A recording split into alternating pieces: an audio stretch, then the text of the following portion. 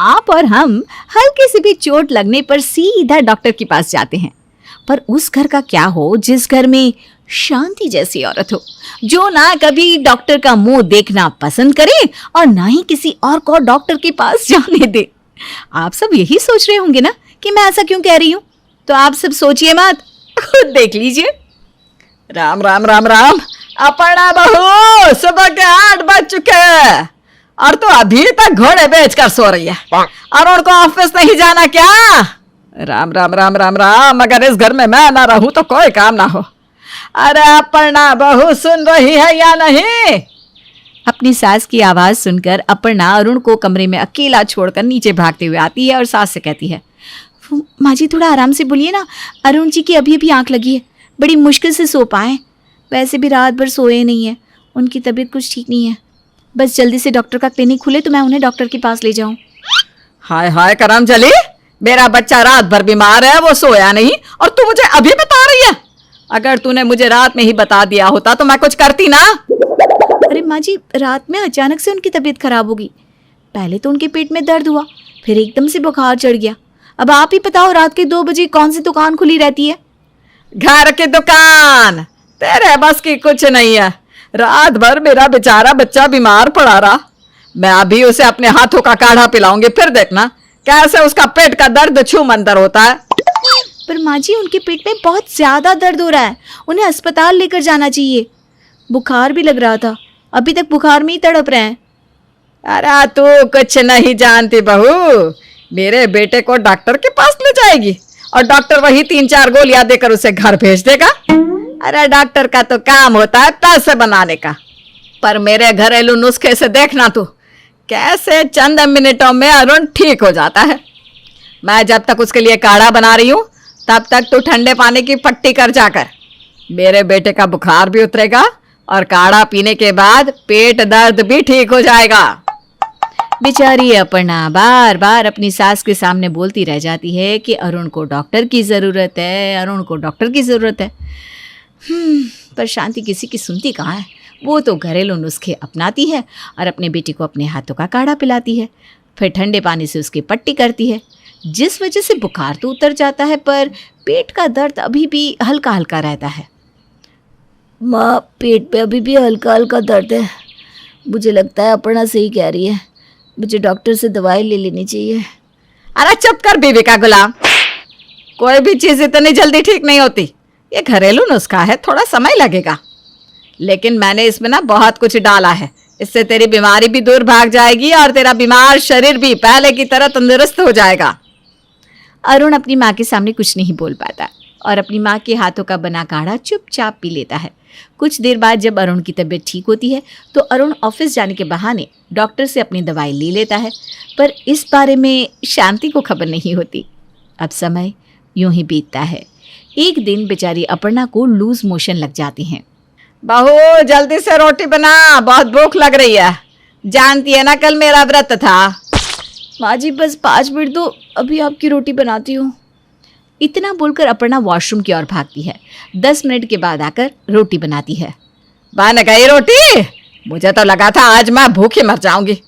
चल कोई बात नहीं, अब जल्दी से दे मुझे खाना। माँ जी आज अपना खाना खुद ले लो ना, मैं खाना देने की हालत में नहीं हूँ।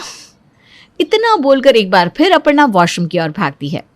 अपनी बहू को बार बार वॉशरूम के चक्कर लगाते देख इस बार शांति अपर्णा से पूछ ही लेती है, वॉशरूम में तेरा कुछ खो गया है क्या बहू? है जो तू घड़ी घड़ी जाकर वॉशरूम के चक्कर लगा रही है? कैसी बात कर रही हैं आप माँ जी, भला वॉशरूम में किसको बैठने का शौक होता है? मुझे लूज मोशन लग रहे हैं। अब लग रहा है कि ऐसे ठीक नहीं होगा।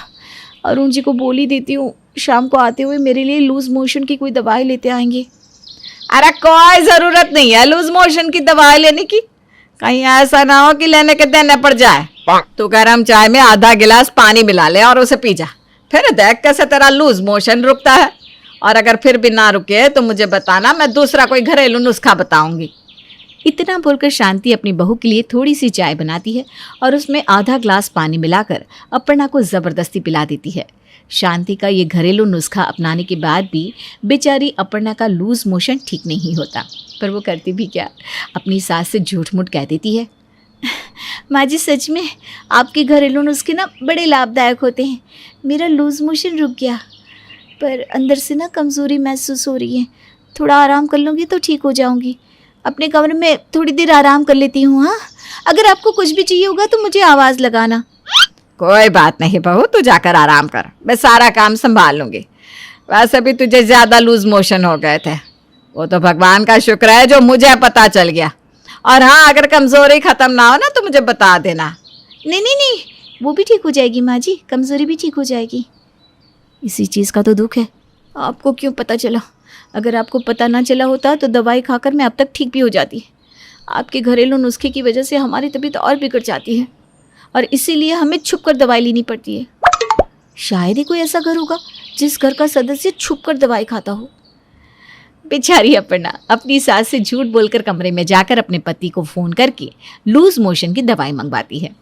अब इसी तरह से कुछ दिन बीत जाते हैं और एक दिन सब्जी काटते हुए अपर्णा की उंगली कट जाती है।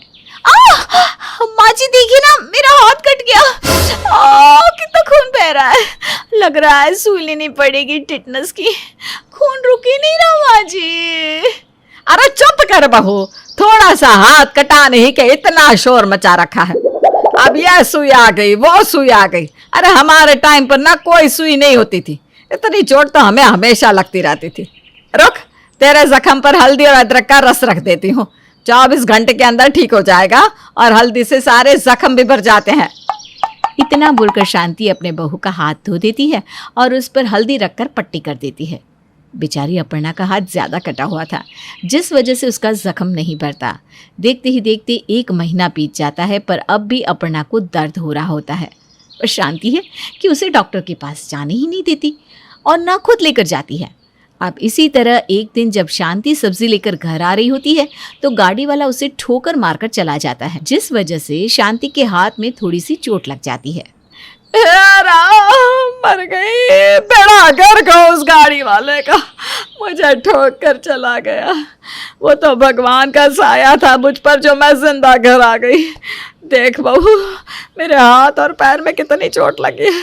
तू जल्दी से मेरे साथ हॉस्पिटल चल, वरना मैं बुढ़िया तो यहीं मर जाऊंगी। आई, आई, आई, आई। देखना भी होगा ना कहीं मेरे हाथ पैर की कोई हड्डी वड्डी टूट तो नहीं गई। माँ जी आप तो 5 साल के छोटे बच्चे की तरह रो रही हैं, और अगर आपका हाथ पैर टूटा होता ना तो आप घर आ ही नहीं पाती। अरे हाथ पैर में हल्की सी खरोच लगी है, इसके लिए क्या डॉक्टर के पास जाना, पैसे खर्च करना। मैं घरेलू नुस्खा अपना लेती हूँ, आप ही की तरह आपके जख्म पर ना लाल मिर्च डाल देती हूँ। थोड़ा सा जलेगा पर देखना कैसे 12 घंटे के अंदर आप ठीक हो जाएंगी। क्या? अरे बहू जख्म पर लाल मिर्च नहीं डालते। अरे मुझ बुढ़िया पर दया कर, मुझे हॉस्पिटल लेकर चल। अब मुझे हॉस्पिटल की जरूरत है, डॉक्टर देखेंगे मेरे जख्म को, तू नहीं। आपको मुझ पर विश्वास ही नहीं है। ये सारे घरेलू नुस्खे मैंने आप ही से तो सीखे हैं, और आप भी तो हमें कभी डॉक्टर के पास नहीं जाने देती। ये देखो मेरी उंगली का जख्म अभी तक नहीं भरा, पर मैं भी तो घर में ही हूँ ना, घरेलू नुस्खे अपना रही हूँ। अब आपकी बारी है, आपकी चोट तुरंत ठीक हो जाएगी। इतना बोलकर जबरदस्ती अपर्णा अपनी सास की चोट पर कोई दवाई ना लगाकर लाल मिर्च लगा देती है। और अपर्णा ऐसा क्यों करती है? अपनी सास को सिर्फ सबक सिखाने के लिए। नेहा बहुत सुंदर लड़की है, उसकी खूबसूरती की तारीफ करते लोग थकते नहीं हैं, और इसी वजह से नेहा का घमंड उसके सर चढ़कर बोलने लगता है। आज उसका बीकॉम का पेपर है और प्रेरणा उसे उठाने के लिए उसके कमरे में जाती है। उठना है या नहीं? एग्जाम है तेरा, भूल गई है क्या? मम्मा यार थोड़ी देर सोने दो ना, मैं खुद उठ जाऊंगी। अरे थोड़ा तो शर्म कर, साल भर पढ़ाई नहीं की, कम से कम अभी तो कुछ पढ़ ले। अरे कुछ तो लिख कर आएगी। अरे मम्मा आप ना वो सब की टेंशन मत लो, मैं लिख के भी आऊंगी और पास भी हो जाऊंगी। शायद आप भूल गई हैं कि मैं अपने कॉलेज की ब्यूटी क्वीन हूँ, मुझे तो कोई भी चोरी करवा देगा एग्जाम में। चलो अब मुझे थोड़ी देर में उठा देना, आप भी सोने दो। पता नहीं क्या खा के पैदा किया था मैंने इसे, मेरी ही किस्मत में ऐसी औलाद लिखी थी। नेहा एग्जाम में चोरी करके लिख लेती है और पास भी हो जाती है। देखा ना मम्मा, पास हो गई मैं। तू तो ऐसे बोल रही है जैसे स्टेट टॉपर होकर आई है। सेकंड डिवीजन से तो पास हुई है और यहाँ नौटंकी कर रही है। अब तेरी शादी करवानी होगी। प्रेरणा नेहा के लिए लड़का देखने लगती है। नेहा के लिए रिश्ते की कोई कमी नहीं थी। एक से बढ़कर एक रिश्ते नेहा के लिए आने लगते हैं। तुझे कौन सा लड़का पसंद है देख ले। देख लो मम्मा, कितने लड़कों का फोटो आ रहा है। अब मान गई ना अपनी बेटी को कि वो कितनी सुंदर है। अब मैं इतनी सुंदर हूँ, मैं क्या करूँ क्या करूँ क्या करूँ क्या करूँ। और नेहा को पसंद आता है सौरव।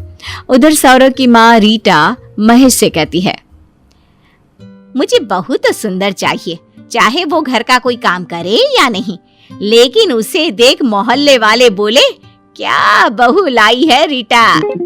हाँ भैया, तेरी तो बहू ब्यूटी क्वीन आएगी, फिर दोनों सास बहू फैशन शो करना। सौरव अपने परिवार के साथ नेहा के घर जाता है और दोनों एक दूसरे को पसंद कर लेते हैं। दोनों की शादी हो जाती है। नेहा को देख ससुराल में भी सब उसकी खूबसूरती की तारीफ करने लगते हैं।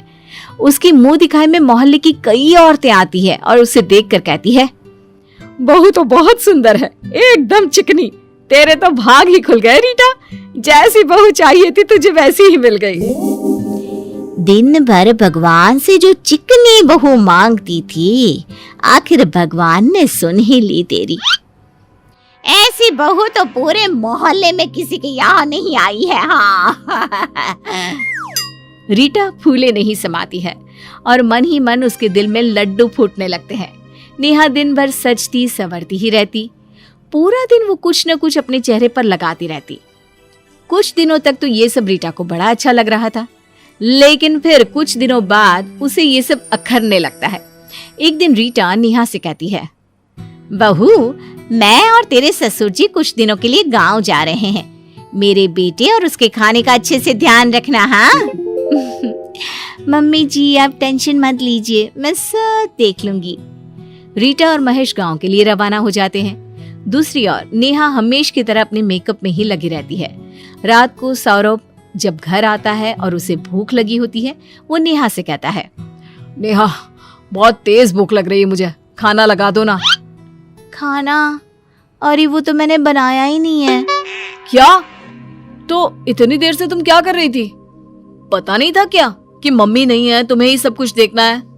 पागल हो गई हो तुम अपने इस चिकने रूप के पीछे। दिन भर लीपा पोती करने के अलावा कुछ नहीं करती। अरे घर का काम भी करना होता है। देखो, तुम्हें जो भी बोलना है बोलो, लेकिन मेरे इस मेकअप और चिकने रूप के बारे में कुछ नहीं सुनने वाली मैं। हाँ। सौरव गुस्से में घर से चला जाता है और बाहर ही खाकर आ जाता है।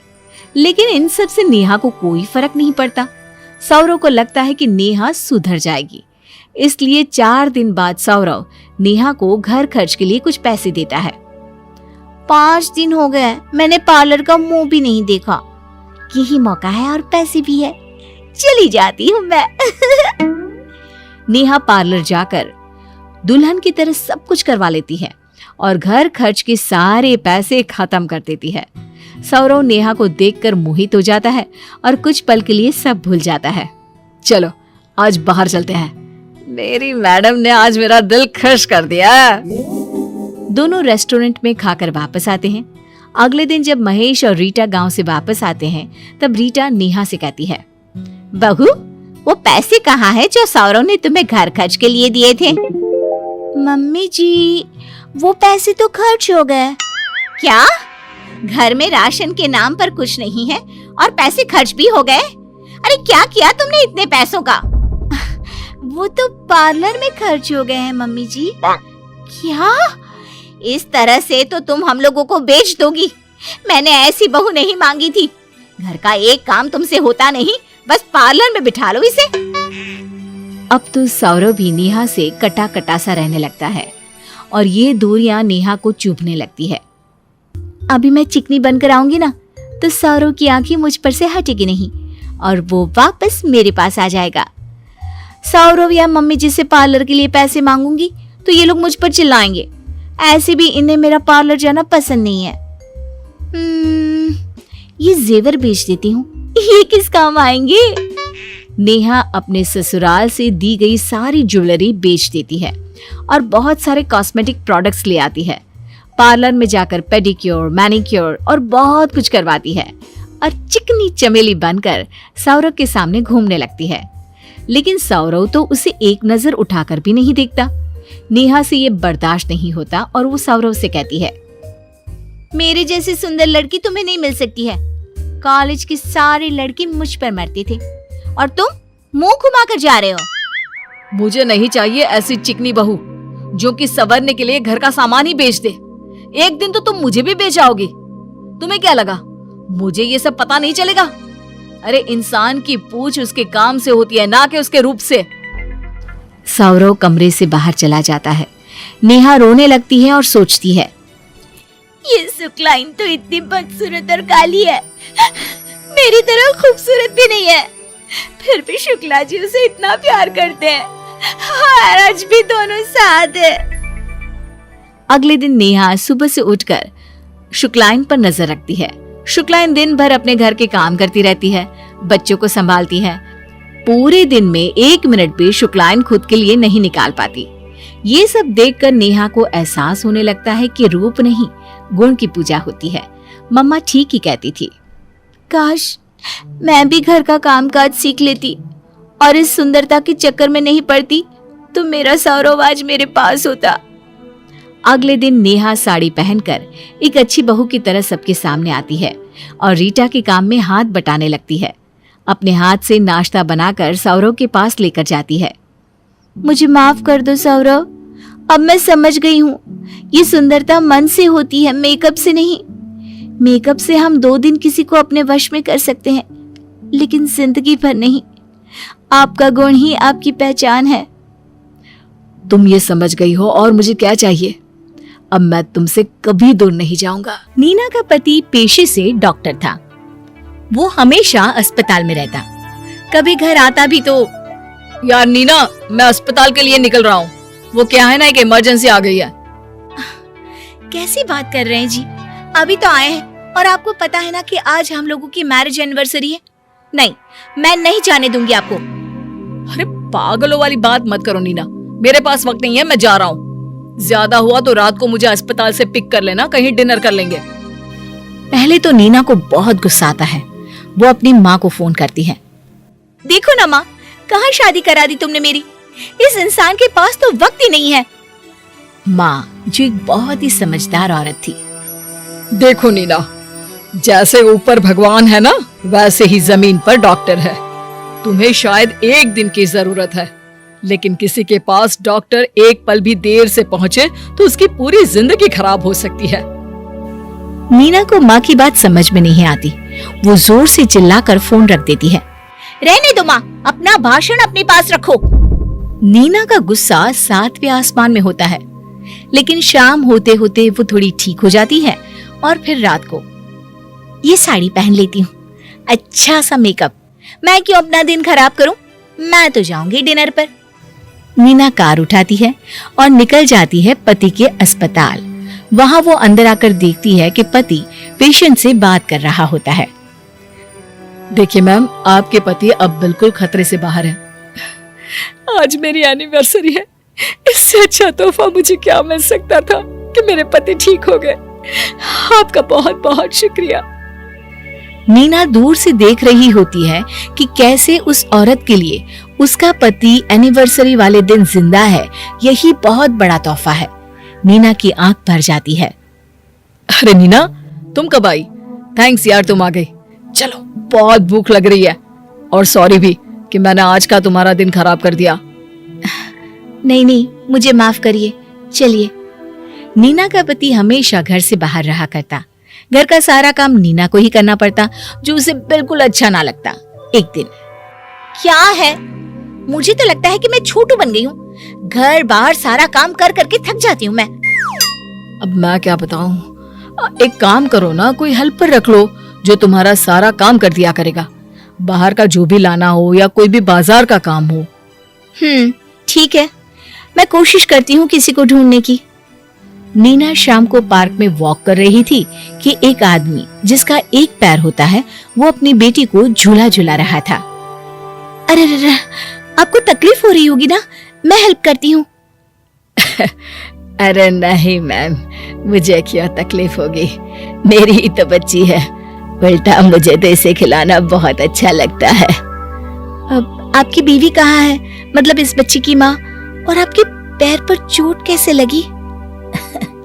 हम दोनों फौज में थे, देश की सेवा करते थे। मेरा पैर दुश्मनों की गोली लगने से काटना पड़ा, पर मेरी बीवी अभी भी फौज में है, वो देश की सेवा कर रही है, मैं घर देख रहा हूँ। क्या सही है ना? नीना उस आदमी से बात करने के बाद वॉक करने लगती है, लेकिन वॉक करते करते उसके दिमाग में आता है कि ये तो सही है, एक आदमी जो घर के साथ समाज के लिए इतना समय दे रहा है, उसे सपोर्ट करना चाहिए। नीना घर आ जाती है। रात को राकेश घर आता है। क्या हुआ, मिला कोई लड़का? मैंने भी कई लोगों को बोला है, देखो कोई जल्द ही बता देगा। नहीं नहीं, मुझे किसी की जरूरत नहीं है, मैं अपना घर और बच्चे की देखभाल खुद कर सकती हूँ। अरे यार, तुमको तो समझना ही बहुत मुश्किल है। खैर कोई बात नहीं। अच्छा, मैंने 2 दिनों की छुट्टी ली है, तो हम कहीं घूमने चलते हैं। घूमने के नाम पर तो नीना खुश हो जाती है। वो ढेर सारी शॉपिंग और तैयारियां कर लेती है। दोनों घूमने चले जाते हैं, लेकिन वहाँ अरे नीना, तुम खाना खा लो, मेरा एक जरूरी कॉल है। बहुत देर तक राकेश आता नहीं तो नीना घबरा जाती है। वो बाहर जाती है तो देखती है कि पति वीडियो कॉल पर किसी को मेडिकल असिस्ट कर रहा था। कितना काम करते हैं, लेकिन ये क्या बात हुई? अकेले यही तो नहीं है ना, कई डॉक्टर्स काम कर रहे हैं। मैं आज आर पार करके रहूंगी। राकेश कमरे में आता है तो नीना उससे लड़ना शुरू कर देती है। ऐसा लगता है कि देश में तुम अकेले ही हो। अरे कोई और भी तो है ना तुम्हारे साथ, तुम्हारे जीवन में। तुम्हारी पर्सनल लाइफ कुछ है ही नहीं क्या? सुनो ना, सच्ची बहुत भूख लग रही है, खाना खाते हैं, बाद में बात करेंगे। हाँ हाँ, तुम्हें तो फर्क ही क्या पड़ रहा है। मैं ना खाना खाऊंगी और ना ही खाने दूंगी। नीना सारा खाना उठाकर फेंक देती है। राकेश देखता ही रह जाता है। नीना सो जाती है। फिर अगले रोज, मैं जा रही हूँ अपने घर, और अब मैं तुम्हारे साथ नहीं रह सकती। राकेश उसे बहुत समझाता है। देखो, मैं वादा करता हूँ, अब से मैं तुम्हें पूरा वक्त दूंगा। नीना कुछ सोच रही होती है कि राकेश के पास एक फोन आ जाता है। मैं अभी आया, उन लोगों को बोलो बिल्कुल परेशान ना हो। राकेश वहां से चला जाता है और नीना भी अपना सामान लेकर मायके आ जाती है। नीना की माँ कहती है, बेटा, राकेश का इतनी बार फोन आ गया है, चली क्यों नहीं जाती? रहने देना माँ, उन्हें इतना वक्त तो है नहीं कि वो मुझे और बच्चे को देखने भी आ जाए। उन्हें हम लोगों की कोई कदर ही नहीं है। वहीं बीवी के चले जाने से राकेश को घर में ना ठीक से खाना मिल पा रहा था, ना ही देखभाल। आज तो बहुत थक गया, कुछ खा लेता हूँ, कल फिर जल्दी जाना भी तो है। राकेश किचन में जाता है, जहां उसे कुछ नहीं मिलता। वो पानी पीकर सो जाता है। कई दिनों तक हार्ड वर्क और प्रॉपर खाना न मिल पाने के कारण उसका शरीर ढल जाता है और वो बीमार पड़ जाता है। नीना, प्लीज आ जाओ, मैं बहुत थक गया हूँ, शरीर भी साथ नहीं दे रहा। नहीं नहीं, आप और काम करो ना, कोई बात नहीं। वैसे भी आपको मेरी जरूरत सिर्फ घर देखने के लिए थी ना कि हम लोगों के साथ की। नीना घर नहीं जाती। वहीं राकेश की तबीयत दिन पर दिन बिगड़ती जाती है। एक दिन जूनियर डॉक्टर राकेश को कहता है, सर, आपने क्या हालत बना रखी है, आप काम पर मत आइए कुछ दिन। पास बैठा पेशेंट कहता है, अरे नहीं नहीं सर, कैसी बात कर रहे हैं? मेरे पापा का जीवन सर के हाथ में ही है। सर, आप अस्पताल आना मत छोड़ना प्लीज। राकेश मुस्कुराकर कहता है, अरे नहीं नहीं, मैं ठीक हूँ। राकेश घर की ओर जा रहा था कि अचानक उसका सर घूमता है और वो बीच सड़क पर ही गिर जाता है। लोग उठाकर उसे घर ले आते हैं। वहीं नीना, माँ, मेरा कुछ सामान घर पर है, मैं जा रही हूँ, थोड़ी देर में आ जाऊंगी, मुन्ने का ख्याल रखना। नीना घर जाती है, जहां वो देखती है कि घर की हालत बिल्कुल खराब सी होती है। वो अंदर जाती है, जहां बिस्तर पर पड़ा राकेश कराह रहा होता है। क्या क्या हुआ आपको? नीना, आ गई तुम? शरीर बहुत कमजोर सा लग रहा है, ऐसा तो कभी नहीं हुआ। नीना रोने लगती है। तुमने कुछ खाया क्या? मैं अभी लेकर आती हूँ। नीना किचन में जाती है और देखती है कि वहां कुछ भी नहीं है। वो घबराकर जल्दी से घर में जो थोड़ा बहुत होता है उससे खाना बना लेती है। लो ये खाओ। रुको, मैं अपने हाथ से खिलाती हूँ। बाहर का खाना नहीं खाती ये पता था मुझे, लेकिन घर में किसी को बुलाकर बनवा लेते ना। राकेश खाना खाता है और नीना का हाथ पकड़कर कहता है, मैं क्या करूं नीना, डॉक्टर सिर्फ एक प्रोफेशन नहीं बल्कि उससे बड़ा फर्ज है। मैं अपने फर्ज से पीछे नहीं हट सकता नीना। मुझे माफ कर दो राकेश, मैं तुम्हारा फर्ज भी समझ पाई हूँ और मैं अपना फर्ज भी समझ पाई हूँ। अब मैं तुम्हें छोड़कर कहीं नहीं जाऊंगी, हमेशा हमेशा तुम्हारे साथ रहूंगी।